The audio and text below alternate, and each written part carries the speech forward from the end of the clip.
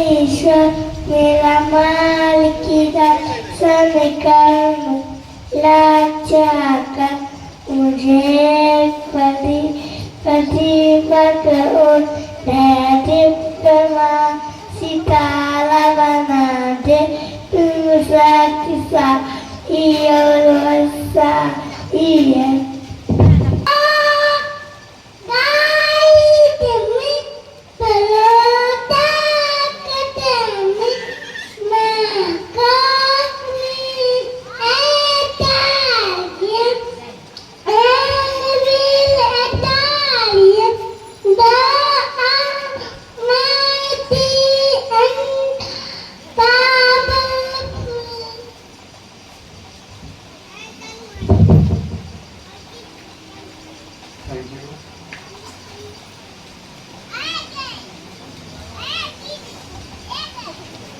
सबसे पहले आज के कार्यक्रम की शुरुआत करें। हमारे बीच उपस्थित स्वागत है, स्वागत है, स्वागत है। धन्य हमारे भाग्य हुआ आप जो आज पधारे हैं।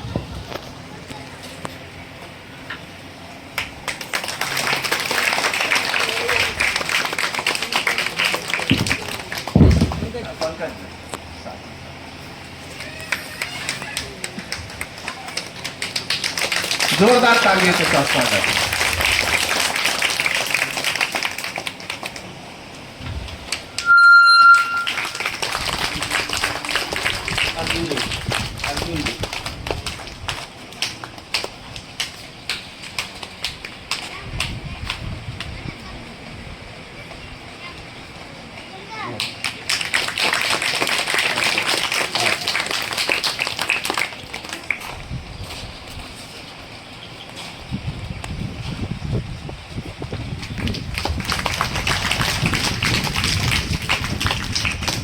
और हरिश्चंद्र जी, आपसे आग्रह है कि आप थोड़ा आ जाएं इधर, और संदीप जी से भी आग्रह है कि वो भी थोड़ा आ जाएं।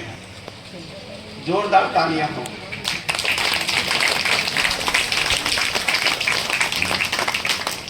और वार्ड पार्षद हमारे हैं बम चौरसिया जी, उनसे आग्रह है कि वो भी थोड़ा इधर आ जाए।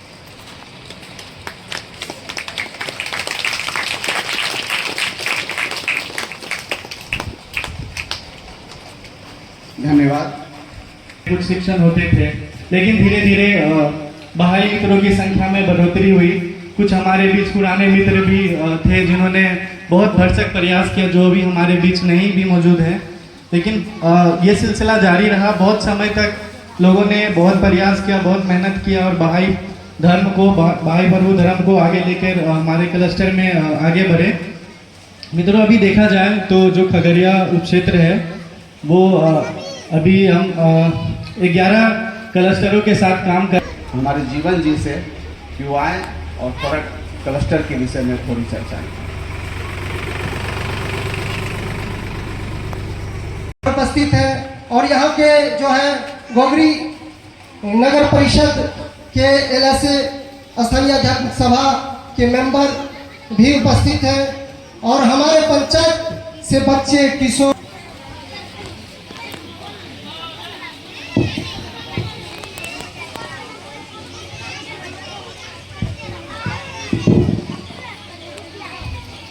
को गुड मॉर्निंग। अभी हमारे श्री प्रवीण मलिक जी जो पधारे हुए हैं, हम उनका स्वागत करते हैं।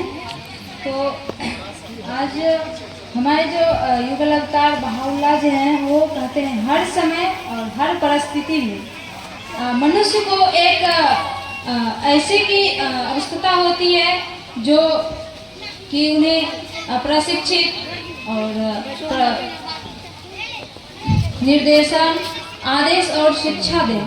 तो इसमें बहाउल्लाह जो हमें इस शब्दों के माध्यम से बताते हैं कि मनुष्य को जो ईश्वरीय अवतार हैं, उनके शिक्षाओं के अनुरूप ही चलना चाहिए। क्योंकि जो हमारे ईश्वरीय अवतार हैं, एक वही हमें जो हमारी शिक्षाओं को आगे बढ़ाती है और हमें प्रेरित भी करती है और वो मुझे आदेश भी करती है। तो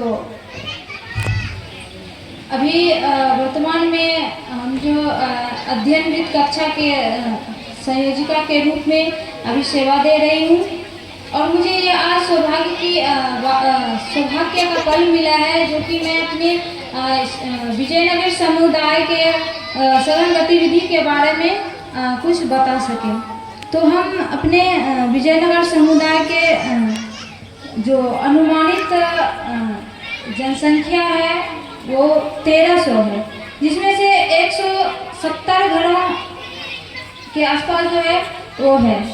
उसमें से जो हमारे गतिविधि से जो जुड़े हुए हैं, 0 से 5 वर्ष के जो बच्चे हैं उसमें से 150 बच्चे हैं और जो 5 से 11 वर्ष के बच्चे हैं वो 250 हैं, जिसमें से नियमित रूप से हमारी जो बहाई बाल कक्षा जो क्लास चलती है उसमें से नियमित बच्चे जो हैं 130 के लमसम नियमित रूप से हमारे कक्षाएं में शामिल होती है। और जो हमारे किशोर हैं वो 12 से 14 वर्ष के जो उनकी उम्र की होती है वो 200 के लमसम है। और ये हमारे कक्षा में जो शामिल हैं रेगुलर रूप से शामिल होते हैं वो 100 के लमसम जो है शामिल होते हैं।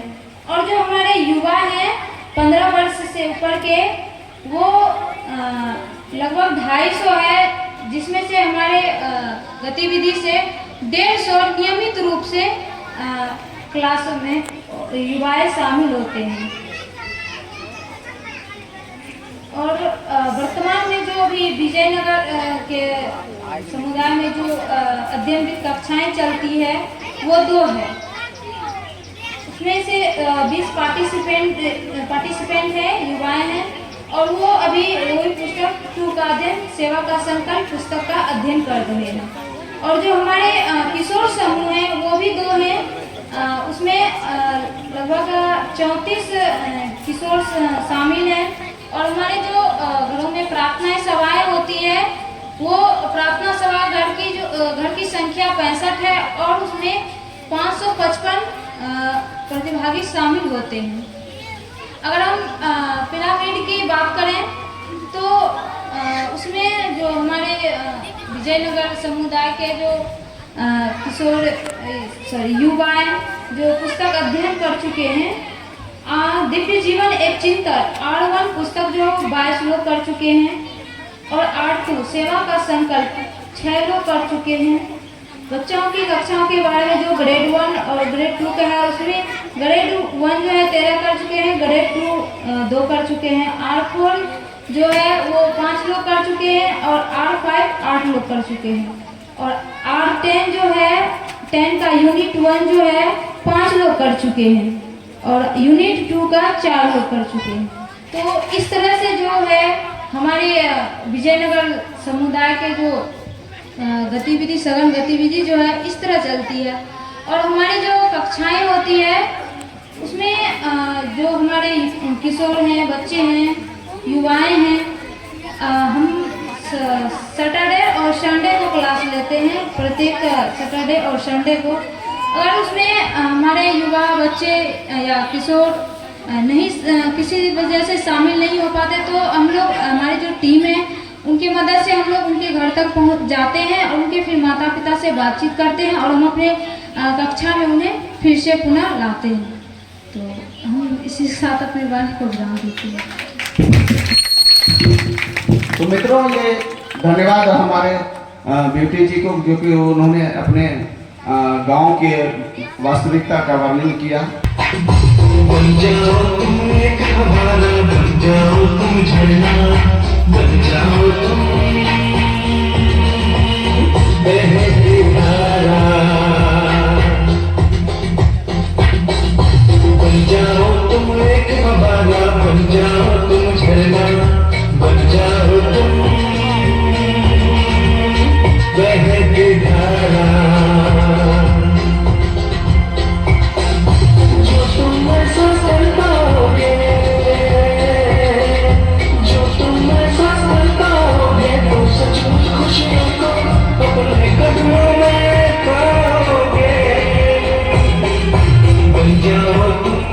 फवारा बन जाओ तुम झरना, बन जाओ तुम एक फवारा, बन जाओ तुम झरना, बन जाओ तुम बेहतराना।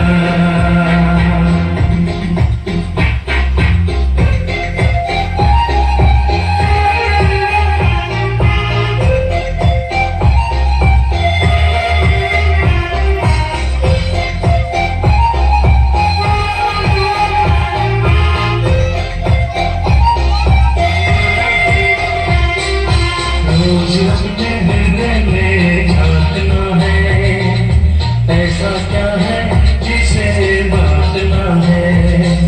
रोज अपने हृदय में झांकना है, ऐसा क्या है जिसे बांटना है। आनंद ही उद्देश्य होना चाहिए, आनंद ही उद्देश्य होना चाहिए।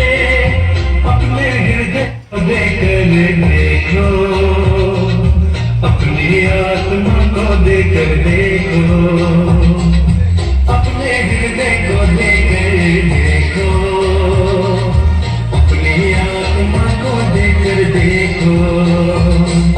जो तुम ऐसा कर पाओगे, जो तुम ऐसा कर पाओगे, तो सच में प्रभु को सदा अपने संग पाओगे। बन जाओ तुम एक फवारा, बन जाओ तुम झरना, बन जाओ तुम एक फवारा, बन जाओ तुम झरना, बन जाओ तुम बहती धारा, बन जाओ तुम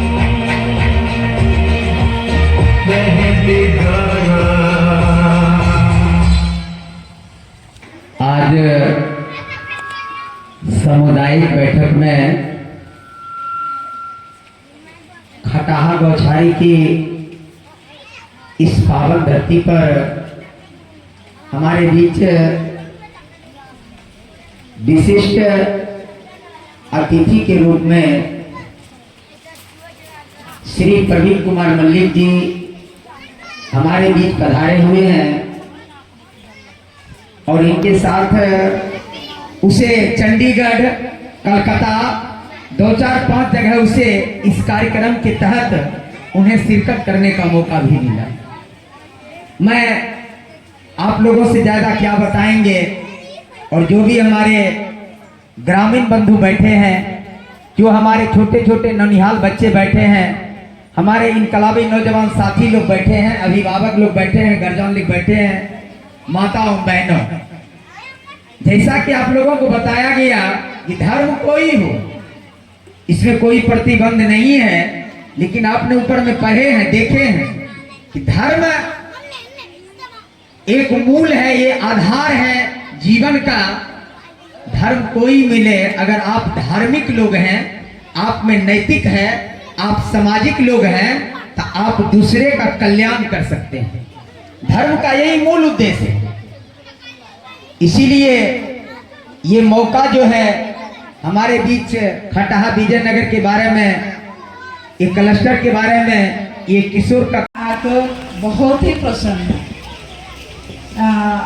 यहाँ के उपस्थित कई मित्रों को हम जानते हैं, जैसे कि हरे राम जी, रांटो जी, शिव शक्ति, राजू, इन लोग से हम कई बार, और अभिनंदन जी, बलराम जी, इन लोग से जब भी बातचीत होती है तो कई सारे एक्चुअली आप लोग की गतिविधियों के बारे में। हमारा नमस्कार, अल्लाह था।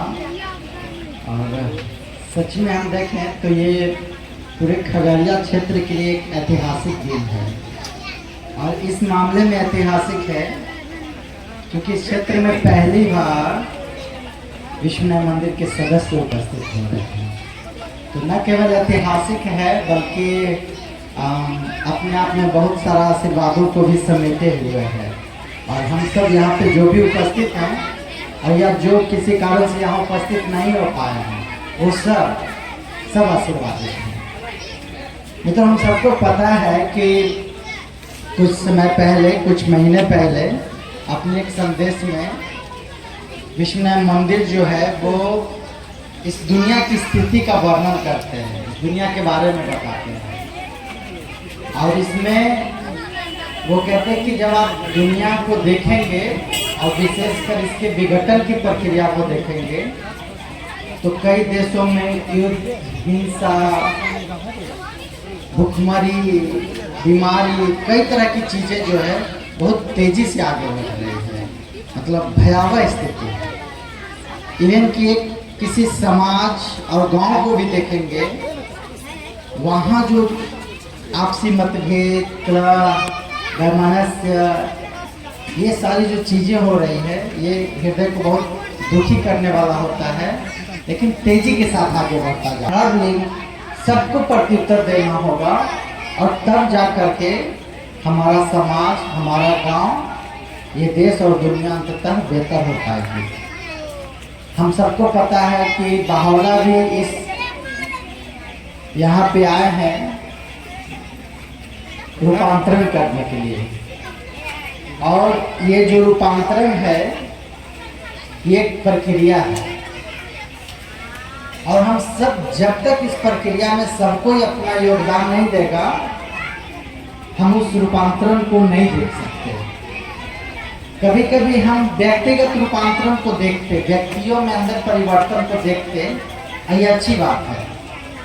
हम उस परिवर्तन के लिए कई सारी चीज़ें करते हैं, प्रार्थना करते हैं, ध्यान, चिंतन, मनन करते हैं, पहले के लोग तपस्या करते थे, लेकिन हमको सीखना है अब सामाजिक रूपांतरण के बारे में कि पूरा समाज में कैसे बदलाव हो, और ये एक चुनौतीपूर्ण कार्य है, लेकिन हमको इस चुनौती को स्वीकार करना होगा।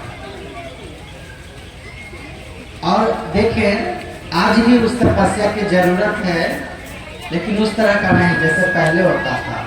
शायद तपस्या का जो रोल है वो हमारे त्याग में बदलेगा, और आज त्याग की जरूरत है सामाजिक रूपांतरण के लिए। त्याग अपने विचारों का, त्याग अपनी ऊर्जा का, त्याग अपने समय का, ताकि हम अपने समाज के लिए ऊर्जा और समय दे सकें। और कई सारे, हमको पता है, हम अच्छे से जानते हैं कि यहाँ पे कई सारे ऐसे युवा हैं जो कि इन बच्चों और किशोरों को, जिसकी संख्या लगभग 200-300 के आसपास है इस गांव में, उसको वो मदद कर रहे हैं, उनको एक बेहतर इंसान बनने में मदद कर रहे हैं। लेकिन ज़रूरत है कि ये प्रक्रिया और तेज़ी से आगे बढ़े। इस गांव का, अगल बगल के गांव का एक भी बच्चा और एक भी किशोर ऐसा ना हो जो कि शिक्षा से वंचित होता है। तो हमारी प्रार्थना आप सबके साथ है, और हम भी हमेशा आप सबके साथ हैं, और हम उस क्षण को देखना चाहते हैं जब सारे बच्चे और किशोर इस आध्यात्मिक शिक्षा की प्रक्रिया में सम्मिलित हो। धन्यवाद। बहुत बहुत धन्यवाद।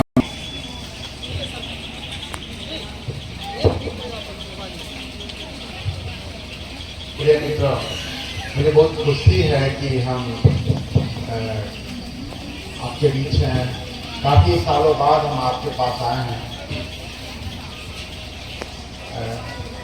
अभिनंदन जी बता रहे थे कि जब 50वीं बैठक थी, अति खटा नहीं था, तो उसमें हम आए थे। तो लगभग 10 साल के बाद ये आना हुआ है। काफ़ी लोग नए हैं जिनसे हम पहली बार मेरी मुलाकात हो रही है। काफ़ी मित्र हैं जो जाने पहचाने हैं, मिलना जुलना होता है। मुझे खुशी है कि जनप्रतिनिधि यहाँ हैं, बड़े बुजुर्ग हैं, माता बहनें हैं और बच्चे हैं, किशोर हैं। तो आप सभी इस जगह उपस्थित होकर इस समय यहाँ आए हैं, तो मेरे लिए आनंद का विषय है। सबके मित्रों ने बहुत सारी बातें कही है, बहुत सारे विचार व्यक्त किए हैं। उसी क्रम में हम कुछ और विचार आपके साथ बांटना चाहते हैं। सर्वप्रथम हम कहना चाहेंगे कि जो गतिविधियाँ आपके गांव में, आपके परिवारों में, आपके मित्रों के साथ हो रही है, वो एक आनंद का विषय है। और जैसा आप सभी जानते हैं कि कृष्णानंद देव विश्व के बहाइयों को इन गतिविधियों को बढ़ाने के लिए प्रोत्साहित करते हैं, क्योंकि इन गतिविधियों में ही मानव जाति के भविष्य छिपा हुआ है। वो जो चुनौतियां हैं मानव जाति के सामर्थ्य, उससे बचने का रास्ता छुपा हुआ है, और बहावला की शिक्षाओं को अपने जीवन में उतारने का भाव छुपा हुआ है।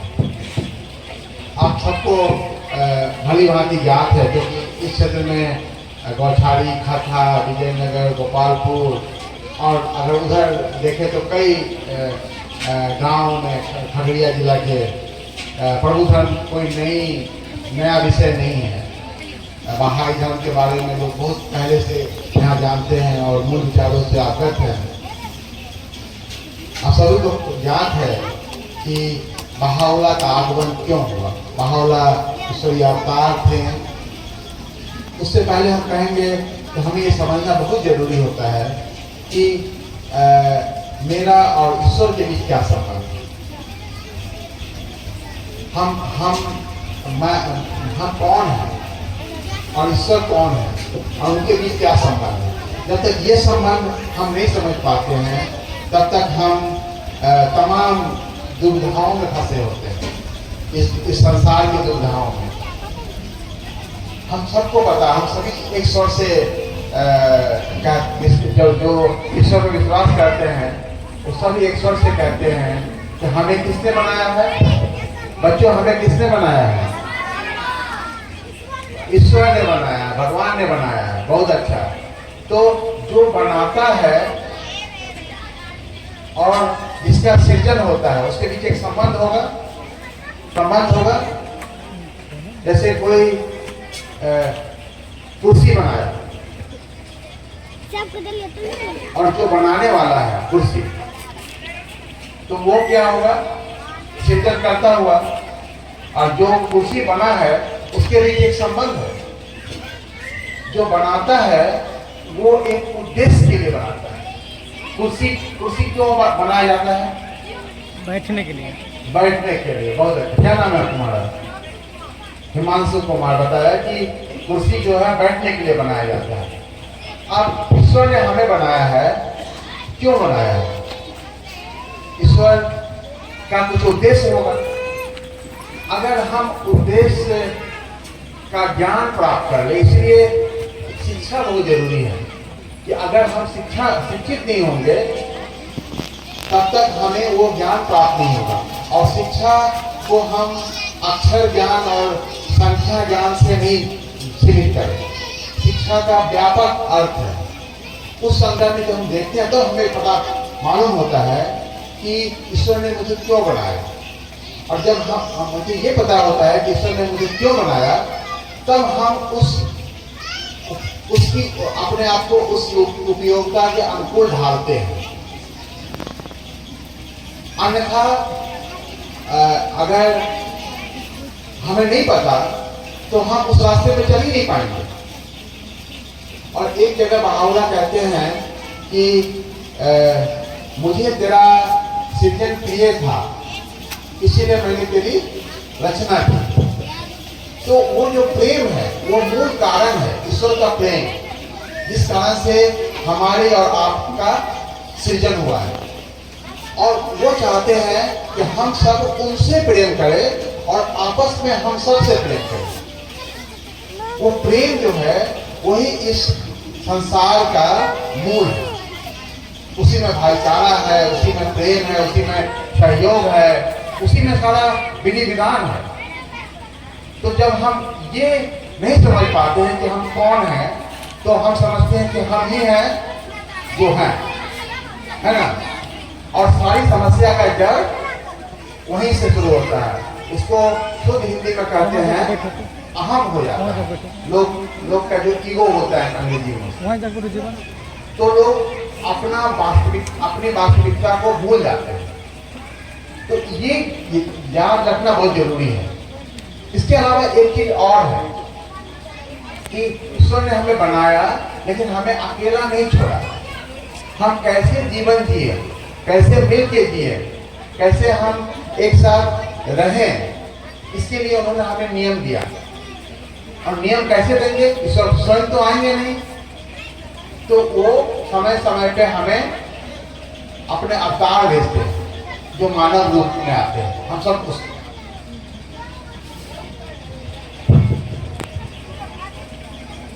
और उस अवतार के माध्यम से उन नियमों को इस धरती पे हमारे बीच लाते हैं। चाहे वो भगवान कृष्ण हो, चाहे वो ईसा मसीह हो, चाहे वो मोहम्मद साहब हो, चाहे बहाउल्लाह हो। जैसे जैसे मानव की प्रगति हुई उससे उससे उनके नए नियमों की जरूरत होती जाती है। जो आज से 5000 साल जो मानव का जीवन था और आज का जीवन हम कल्पना नहीं कर सकते हैं। और उतना तो छोड़ दीजिए, जो हठा बौछारी जो 50 साल पहले था जो आज है उसमें अंतर है। कम से कम 25 साल से तो हम देख रहे थे। तो उन जीवन को चलाने के लिए कुछ नियम व्यवस्था चाहिए, कुछ सिद्धांत चाहिए। और उन सिद्धांतों को फिर ईश्वरीय अवतार हमारे बीच लाते हैं और उन नियमों और सिद्धांतों को हमें अपने जीवन में लागू करना होता है। अब हमें पता है कि बहाउल्लाह इस युग में एक प्रमुख सिद्धांत, प्रमुख उद्देश्य के लिए आए हैं। वो कहते हैं कि यह वह समय है जब मानव जाति की एकता की स्थापना हो सके। अभी तक हम क्या थे? कबीलों में बटे हुए थे। अगर प्राचीन काल में बात करें, हम विभिन्न मानव जाति की एकता स्थापित होती है। परिवारों की एकता, गांव की एकता, समाज की एकता, देश की एकता नहीं, पूरे मानव जाति की एकता स्थापित हो सकती है। और एक लेखनी में बहाउल्लाह ने कहा है कि यह वैसी एकता है जिसका इस नश्वर आंख में हम सभी जो भौतिक आंख है वो कभी देखा ही नहीं है। तो हम उसकी कल्पना नहीं कर सकते कि हम कैसी दुनिया की बात कर रहे हैं। लेकिन उस एकता की स्थापना, उस दुनिया के को यहाँ पे लाना, उसके लिए हमें प्रयास करना होगा। कैसे प्रयास करना होगा? उन सिद्धांतों को अपने जीवन में लागू करना, व्यक्तिगत जीवन और समुदाय के जीवन में, और मिलकर करना होगा। यही प्रयास है जो आपके बच्चे जाते हैं बच्चों की कक्षा में, उन सिद्धांतों को मदद करते हैं समझने में। किशोर जाते हैं किशोर समूह में, वहाँ पर उनको मदद करते हैं। परिवारों में प्रार्थना सभाएं होती है, उसमें हम ये अपने आप को समझने की कोशिश करते हैं।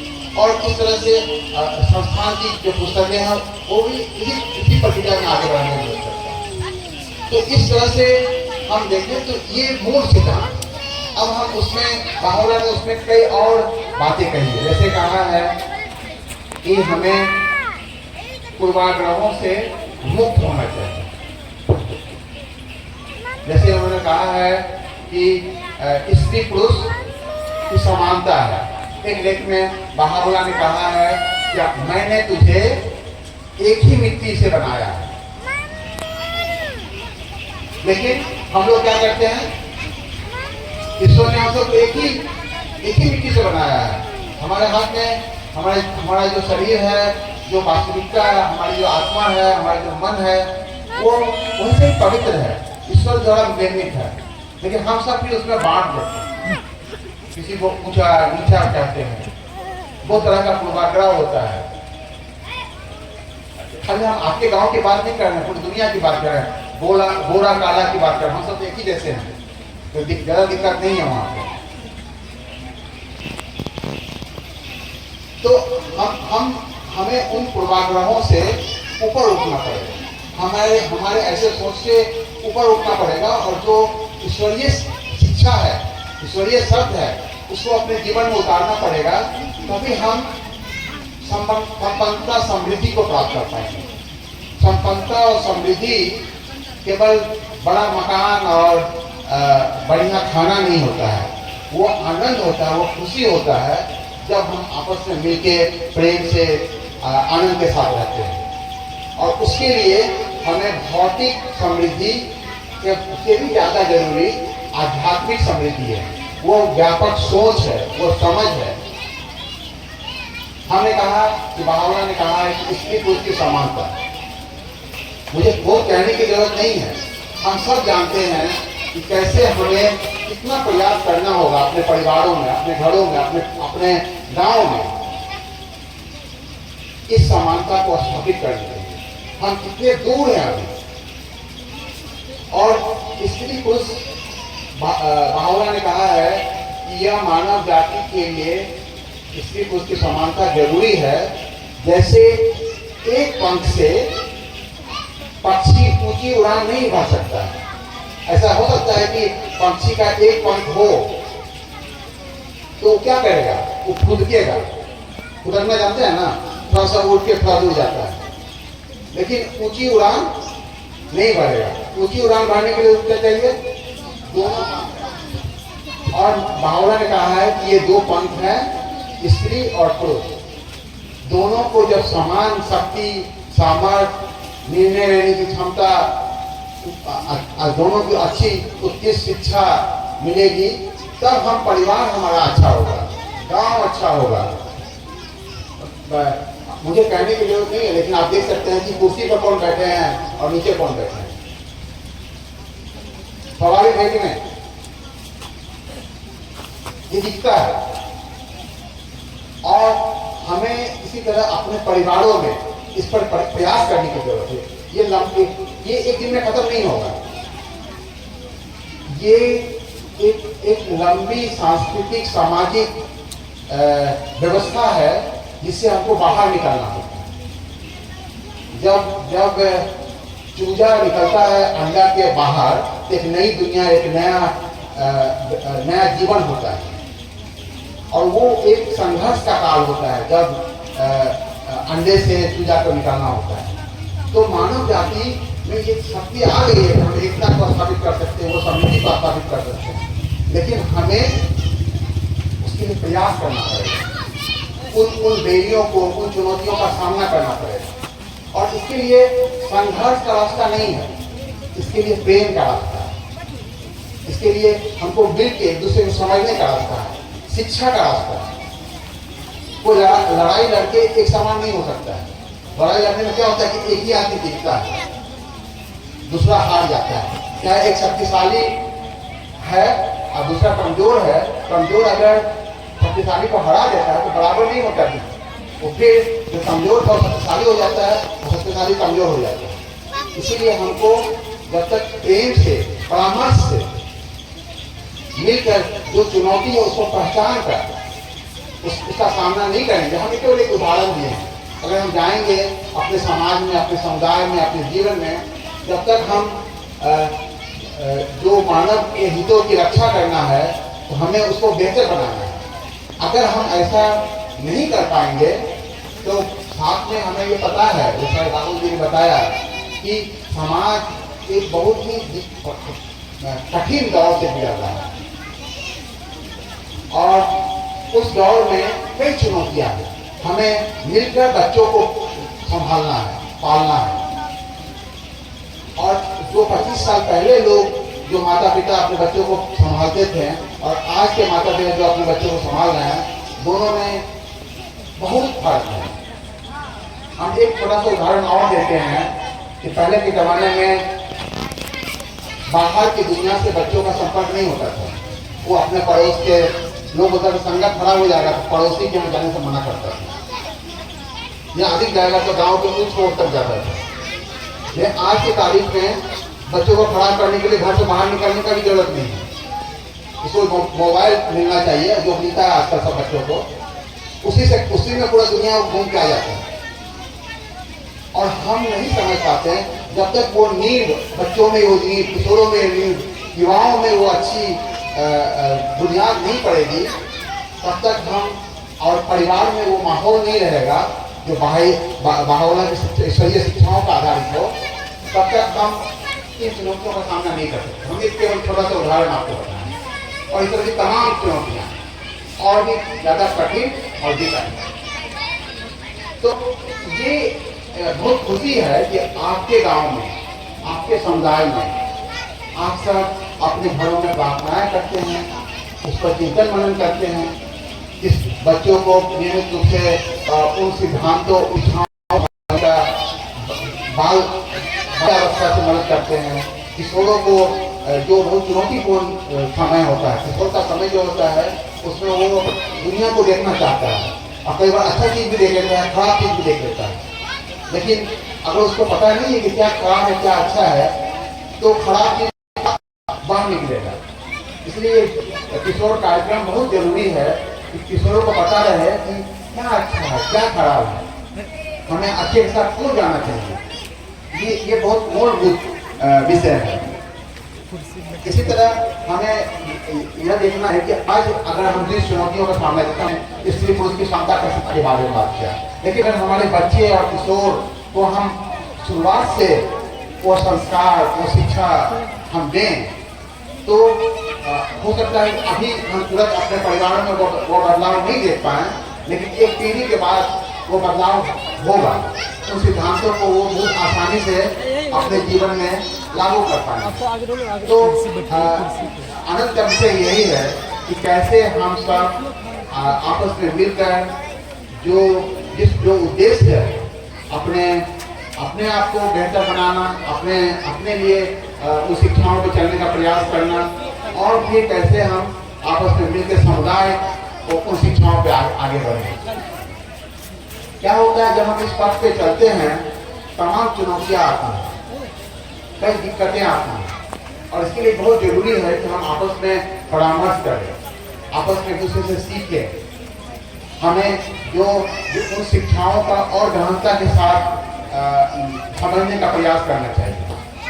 और इतना ही नहीं, हम केवल परिवार और समुदाय के रूप में नहीं, हम तो बहुत खुशी के, हम पहले बताएं कि बहुत खुशी की बात है कि जनप्रतिनिधि यहाँ हैं, तो हमारी जो प्रशासनिक व्यवस्था है उसको भी उन व्यवस्था को भी इस पर ध्यान देना चाहिए कि कैसे इन शिक्षाओं को हम और बेहतर बनाएं, क्योंकि उसी से गाँव की समृद्धि, जो वास्तविक समृद्धि है, भौतिक और आध्यात्मिक समृद्धि, वो प्राप्त होता है।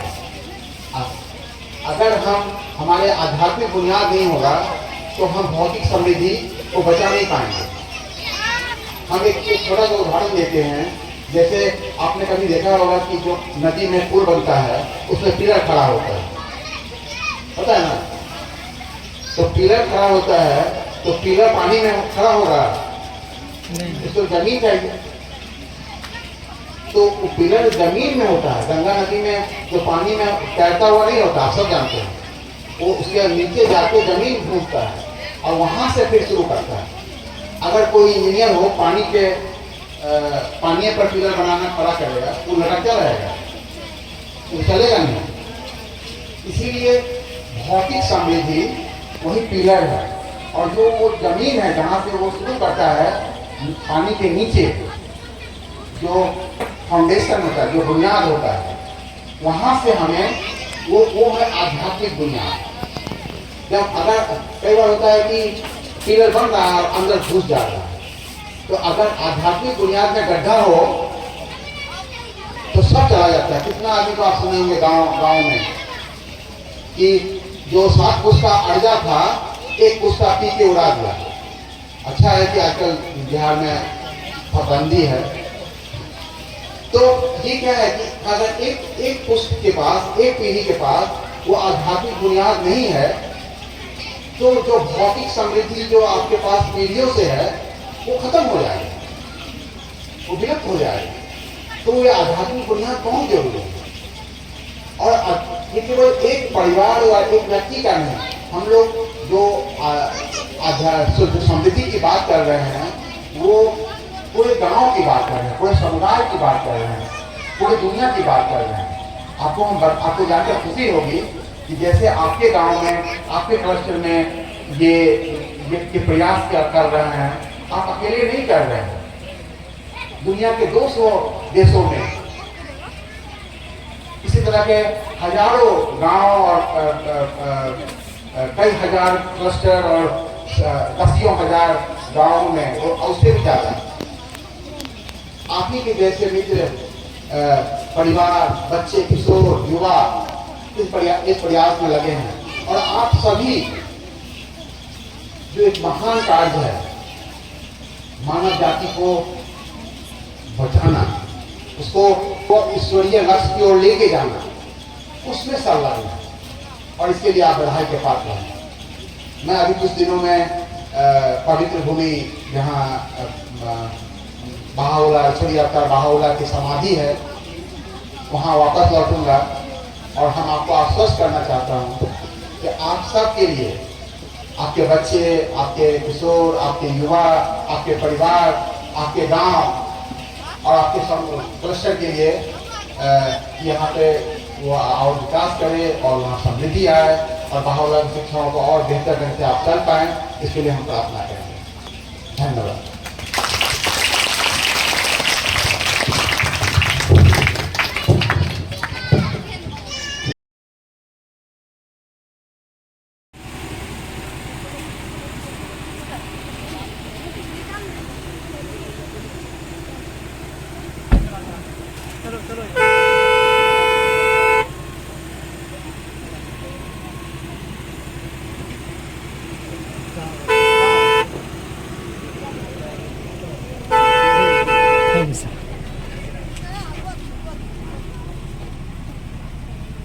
इधर भी घुमा लो सब पब्लिक का भी फोटो करिए।